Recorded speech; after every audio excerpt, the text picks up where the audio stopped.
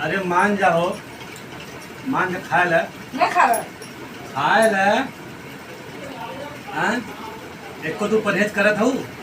Doctor कहन है कि जो है कि तीखा, मीठा, chhola, samosa, rice, chowmein, burger, pizza ये कुल तुम मत खावा करा। का तू ये लगा हैं?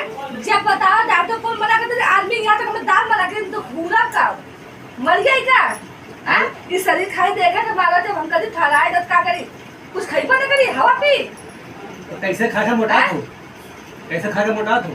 करते हवा पी कैसे खा जाएगा मर गया लेकिन चल ऊपर काम खत्म राम राम कर रहा हे राम हे राम हे राम राम ऊपर जा। तो सलाद खा, टमाटर खा, चुकंदर खा, गाजर खा, ये सब ना खवाई। ना ही चाहिए चाउमीन चाहिए, मुर्गा चाहिए, मछली चाहिए, ढेर सारा ना आइटम चाहिए। कहीं कहाँ आइटम लेके दे ना।